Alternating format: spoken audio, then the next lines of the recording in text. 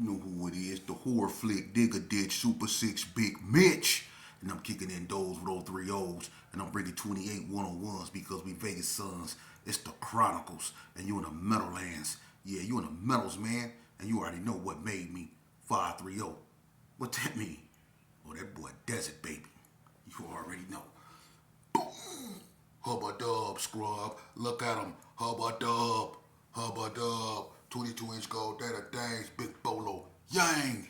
No, I'm just playing. Welcome to Vegas Chronicle, man, with the whole Super 6 Digger Ditch Big Bitch. And today, like any other day, y'all know what we do, right? We kick action with factuals. No additives, no preservatives. Just raw and uncut. Like what? Like summer sausages and crackers. Y'all already know. Shout out to everybody that's been rocking with your boy, man. Today, like any other day, man, we go jump right up into it, man. I like to give shout outs to everybody keeping it positive, staying patient and God fearing, man. If it ain't that, it ain't nothing. You know what I'm saying? Mental maturity above everything. You know, that's what we on. But I answer questions, man. People ask me so many questions, man.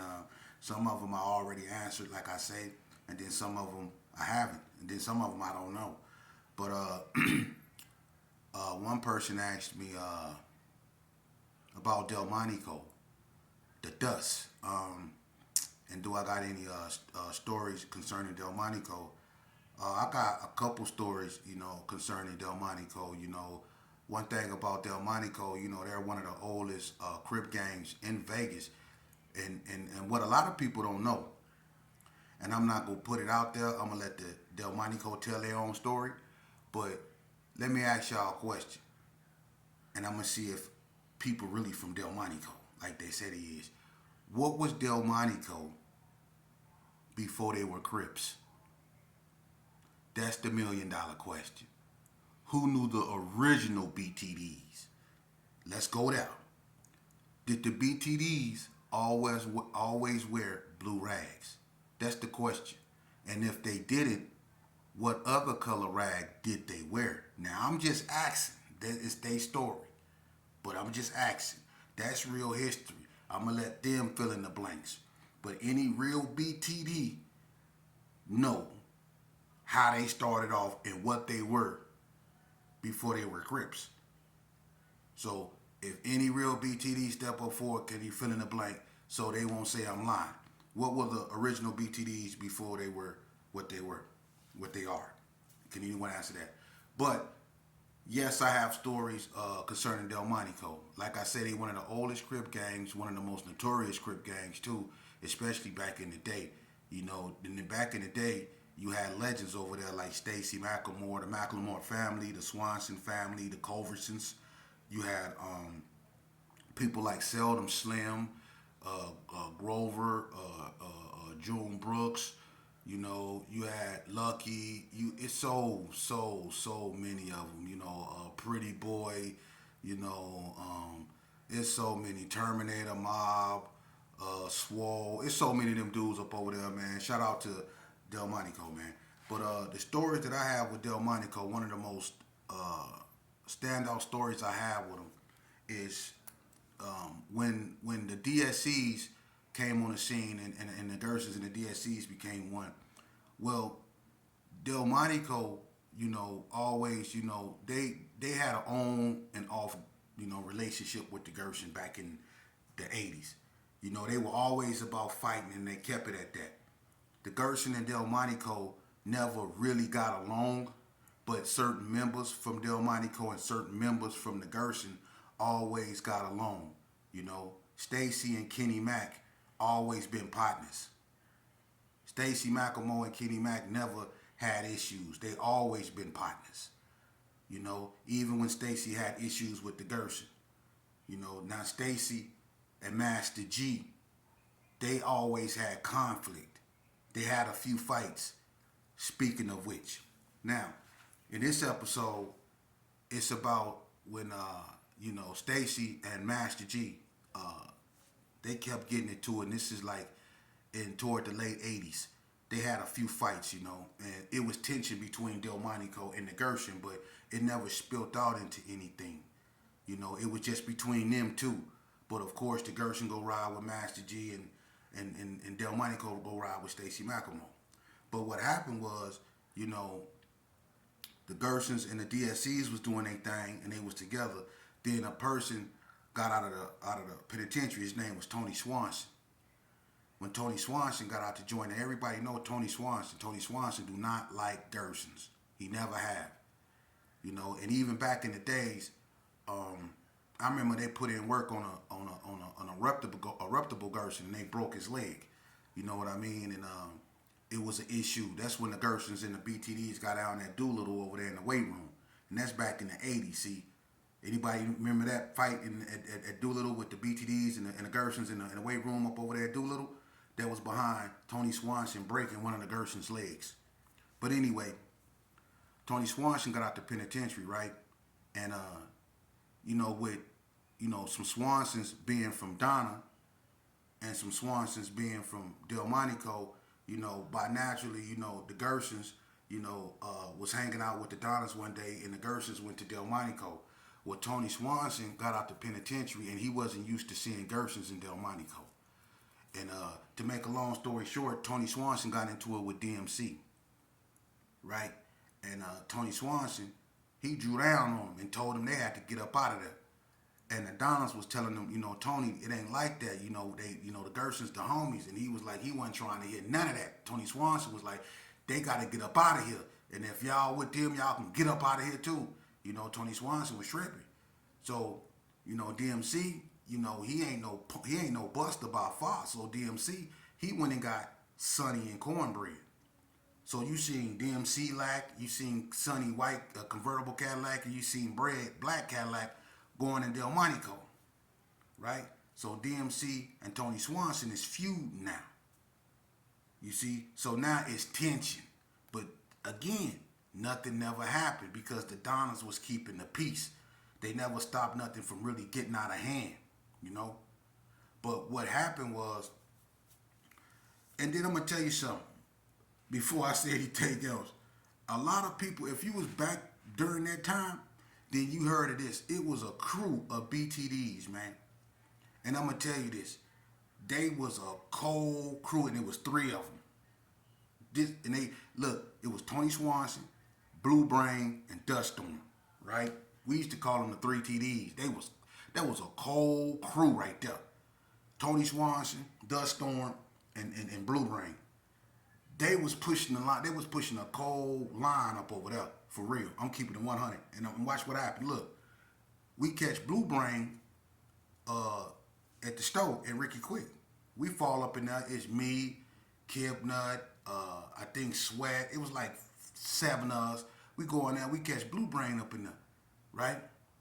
And he ain't tripping. He know he called slipping, but he like, you know what I'm saying? He got some size on him, but we outnumbered him.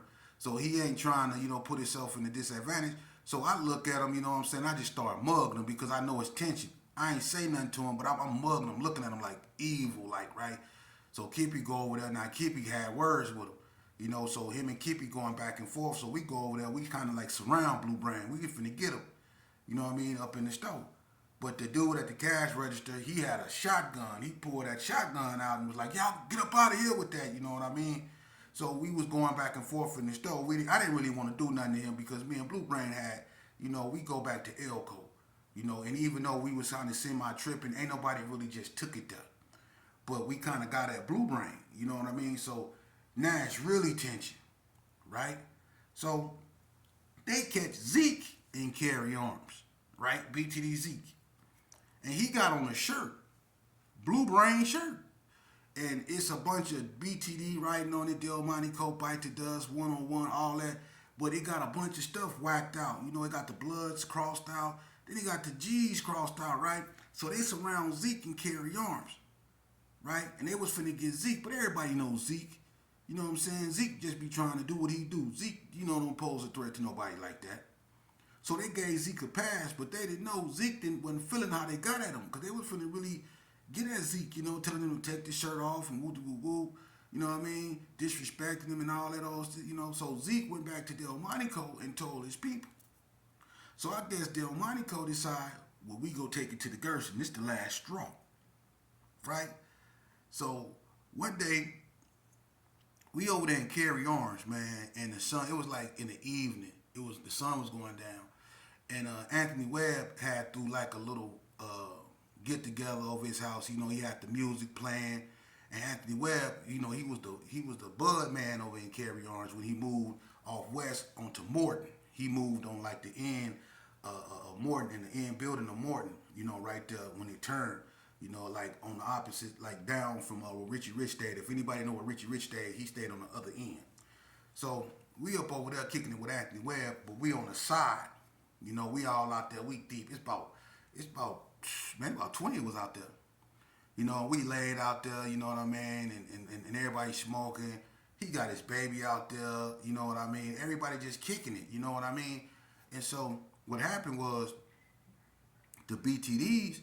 They've been over there peeping, you know, they've been watching because that's where all the Gerson'S used to be right there on Morton, whether right there by Lil Gus Circle or right there in Kipnut, them, you know, cul-de-sac right there, you know. So everybody used to be right in that little area right there. So the Btds, they decided that they was going to use that right there and get at the Gerson'S. So as the sun was going down, I remember Trigger Man, y'all remember Trigger Man? It was Trigger Man from Del Monico, about 5, 6 of them. You know, we was laid out there, and I remember me and who was that? That was me and I think me and Hacksaw was sitting up over there talking, and we was drinking, and we were just chopping it up, and Hacksaw kind of like seen something, you know, over there, and it was over there by where the Hunts used to stay. You know, Ray Lou, Grandma, and all them, right? They was like over in that area. So Hacksaw kind of peeped him. He was like looking like, and he was just staring. But you know, the Hunts, you know, some of them is Gerson'S and some of them is 60s. So if you see blue in front of their house, you probably think it's the 60s or something. You know what I mean? But it wasn't the 60s, it was the Btds, right? So he's staring, but he couldn't really tell who it was, so he wasn't really paying attention. Now remember, Hacksaw was sitting there, we was chopping it up, and we was drinking, man. And then next thing you know, Anthony Webb girl, he had a female. She said, "Get my baby, get my baby." And next thing you know, you seen Anthony Webb run toward the baby, like to grab the baby. And man, let's put it, it was thunder came from across the street, man, over there on Martin Luther King. That's right. We thought that Ray Ludian was getting down on, was busting on us, but it was the Btds. They listen, and it's like all of them had shotguns. They was blowing, bloom, bloom, bloom, bloom, bloom, bloom, bloom, bloom, bloom, bloom, bloom, bloom. Tore us up. They got us good that day. They tore it up. So that was an incident right there, you know, because they laid some. It was a few people got, you know, hit. You know what I mean? But it is what it is. That was the game. But they ambushed us right there on a, you know, they got us. Everybody remember that. They got us good. They tore up everything. They shot it up. So the Btds got out, you know, and of course, you know, they was in I remember one night they came up to McNeil's Quick Check, and it was like 8 of them in this white truck, and they was, you know, they all jumped out the truck. They was doing their thing straight Del Monico. It was a bunch of them too, you know, and let's just say it went down at the stove, and we kind of got get back at them. We blew on them at the stove. But, you know, the Donnas kind of like intervened because, you know, we met up on Donna Street, and we kind of had a talk. You know, me and Trigger Man ended up hanging out and doing a beer run together. You know what I mean? So we kind of like squashed that. And then Hacksaw there moved in Del Monico. That's what kind of like stalled it out, you know. But Del Monico is not to be played with when it come to that. We really got down, you know what I mean? And it was going tit for tat, you know what I mean? It'll like flare up and then it'll calm down, you know. But what made me really get real cool with Del Monico is that the Cotton Club, Mike McElmo, Brian, Stacy, a lot of cats, you know, used to be at the Cotton Club, you know what I mean? And I got real cool with a lot of them. And Michelle McElmore, which is Stacy McElmore's sister, used to go with my father, you know, so she always looked at me like a son. So I was real close with the McElmore family, you know what I mean, and a few Btds, you know. I'm real cool with a lot of Btds, man, you know. So when it comes to Del Monico, I got a few stories on them because the Dust, And one dude over there that's really my partner, is Stevie James. Stevie James, my partner, man. I remember, me and Stevie James get together one day, right? I don't know how we end up in Sydney Sioux, right? But there used to be this female over there named Big Regina. Regina was a dark skinned, heavy set. I'm talking about grape ape looking. I'm talking about toe up, right? But she had all the bud. Everybody remember Big Regina. Had the brother named Tone. I think his name was Tone Loke from Donna. But anyway, we go up there. Stevie James ended up getting it. You know what I mean? But Stevie James didn't just rob her. Stevie James. I would leave that alone. Stevie James a fool, man. Stevie James went there and laid everything down, took everything, man. And he didn't leave nothing. He took everything, made her get up out of everything. Stevie James, hey, Stevie James, my partner, man. And he always been my partner, man. No matter what, he was a cool dude. And I grew up with Maurice. Them some solid cats right there, man. And I remember Maurice in Elko. Maurice and Shaky from 6-0 had a fight behind Boo Boo getting killed. I remember Maurice stole on Shaky, and that's why they moved Shaky to Indian Dorm, because Shaky and Maurice had a fight. But Maurice was he living his best life, but that wasn't no joke. Hey, look, Vegas Chronicles. Maurice and Trip Mac, they over there tripping, right? Over a female. I guess Trip took Maurice gat, whatever. But Maurice catch me, Trip, and Bip on the side of Carrie Arms. Excuse me. On the side of Carrie Arms on the wall over there, right? And we sitting there talking. And next thing you know, Trip standing on the side of me. And as me and him talking, I can, like, a bullet just go right by my head and go hit the wall, right? And he almost got Trip because he hit Trip right here on his shoulder and bust his shirt open, but the bullet didn't go through didn't go right through him. It grazed his skin, but it opened his shirt and it got him good. You know what I mean? So we kind of like clashed and went that way, and Maurice was on our helmet, dumping, bloom, bloom, bloom, bloom, bloom, bloom. That boy wasn't to be played with, And him and Trip Mac had this little back and forth thing going. So when it come to Delmonico, man, that's not no pushover neighborhood. That's a neighborhood that will get with your program if you go over there messing around, man. And Stacey McElmore, when it come to fighting, of his era, when it come to this right here, and Crips, you got to put Stacey McElmore in the top 3 when it come to Crips. For real. This right here, when it come to Crips in Vegas, you got to put Stacey McElmore in the top 3, easy. And when it come to this in Vegas history period, Stacey McElmore in the top 10, easy. Everybody got a dude that got hands from their neighborhood. The GQs had George Gordon. The hood had Rock Sheba, Curtis Lockhart. The West Coast Bloods had Hercules, and a few more. The Perus, damn, all of them could fight. You know what I mean? So just pick one. The PBs, they had like Big Clyde. They had Ted. They had it's a few dudes over there. That Fat Dad, they can get down. The 6-0s, they had Torture Chamber, Big Kool-Aid, a few more up over there. Pootie Mac, you know what I'm saying? He a youngster that got hands. Get down. You know what I mean? Mad Meats, get down. And Herbert Gerson, of course, you got my father. Who whooping my father? Nope, that's number 1 in Vegas. You know what I mean? So everybody had a dude that when they come from here, that wasn't no joke. But Stacey in the top 10, easy. Wrigley States had Big Cheetah, Gene Fisher, Blue Mile. You know what I mean? Vegas Heights had Desi and a few more. You know what I mean? Up over there. Valley View had Mackie. My cousin Mac, man, Mackie wasn't no joke. And Bo Jurgen and all them, and you had Smooth P them over there in Berkeley Square. Paul Syndergaard in Berkeley Square. It's a bunch of dudes that had hands, man. Hands, man. That wasn't no joke from him. That'll mix you up fast.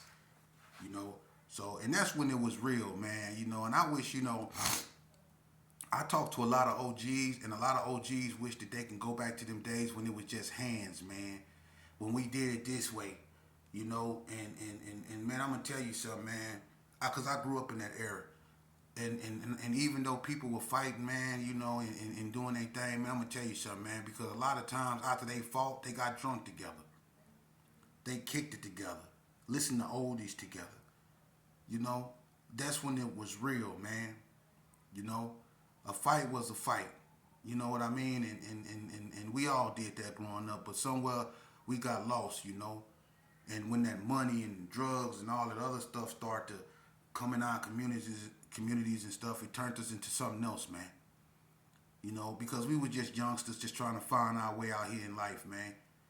But when we got, when that music, they perverted our music, they put that fast buck, they put malt liquor on the corner, man, and we just went crazy, man.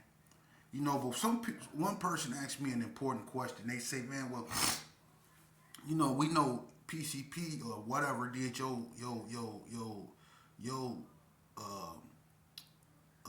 era in, but what happened, to Vegas? I'm gonna tell you what happened to Vegas. That go fast, meth. That's what happened to Vegas.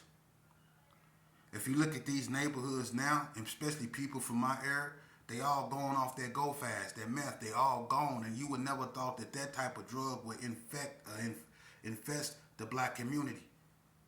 Because that drug right there was never always, looked upon as some blacks would do. Meth? Nah. The crack thing, with that epidemic, okay, we all knew that, but that right there, because that was around back then, but it was just called crank. But that was not a drug that you'd seen in the black community like Sherm wasn't a drug you seen, whites do. They just didn't do that. But now you see so many blacks going off that go fast, that meth is crazy. And some dudes used to be straight riders, but that stuff took them under, man. And that's what's going on. So, even though, they didn't go out like, they didn't do this on nobody or run and leave nobody or do nothing foul. It's just they succumb to their vices, drugs, or some people succumb to alcohol. A lot of these dudes that had names in the streets, they have health problems now, man. From bad living, bad eating, and bad behavior. That's what happened, and these youth need to understand, and you had it the same way. You go to these institutions, you lift weights, and you get all big and buff, and you come out here and you shine for about 3 months, then you all shriveled up like a raisin because you out there drinking Don Julio and all this other stuff with your homeboys and stuff. Now you out here, you just average, and then you get 6 months then pass by, you blending in with the burnt outs. You see? You have to step away from that, man. If you don't want to go to jail, you stay away from people that go to jail. If you don't want to catch a disease, then you don't participate in things that will get you caught up like that. You see? If you don't want to get indicted by the feds, then you stay away from people that's doing federal stuff, man. That's how you stay up out of that, man. And it don't matter how nobody feel about it, man. That's your freedom. Ain't nobody, let me explain something to you. As mad as I was with my homeboys, I had to come to the ultimate realization that the only person that I should be mad at is myself, because I'm the only person that kept putting myself in the positions that led to me being locked up. I wanted my name to be so known.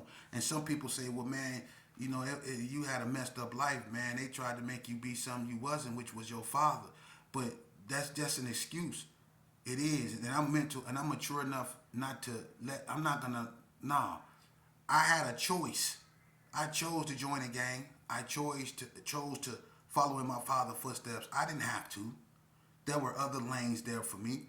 Then people tried to help me, man. Listen to what I tell you. These people offered me everything the state of Nevada had to rehabilitate me, man.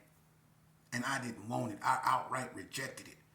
They spent so much money on me trying to get inside my head and figure out what the heck wrong with me. And I'm not going to sit here and lie and say they didn't. They didn't just throw me in no cell and just say the heck with him. These people tried everything in their power to deal with me. Even stuff they didn't want to do. They tried. It was judges that told me normally I wouldn't do this. Normally, I heard that so many times. Normally, I wouldn't do this because they was trying to help me. They would not give up on me. I gave up on me. My mama isn't the reason I joined the gang. She did the best she could with what she had to work with. One thing my mama taught me before she taught me anything was right from wrong. I chose to do wrong, so I'm not going to lay this at the feet of my mama. I love my mama. She did the best thing she could. I stressed my mama out. I did that because I didn't want to grow up. See, I didn't want to go to school. I wanted to be out there with the big boys because I wanted a free ride. See, I didn't want to do it the right way like everybody else that come from my neighborhood. There's a bunch of people come up out of Herbert Gerson that didn't join her, become a Gerson, but was from over there just as much as I was. But they didn't partake in the bull crap that we partaked in. They went home when it was time to go home. See, they weren't out there drinking 40 ounces, 13, 14 years old. They wasn't doing that. They was acting like 13 and 14-year-olds. See, when we was going in there breaking in and stuff, we was trying to break in the boys club. See, they was playing basketball. They was doing what they was supposed to be doing. We wasn't. And we chose not to. So it's nobody's fault but ours. It's just that simple. It's just that simple. And, excuse my allergies, man. But another thing I want to get into, I'm going to start doing videos on too, on how your homeboy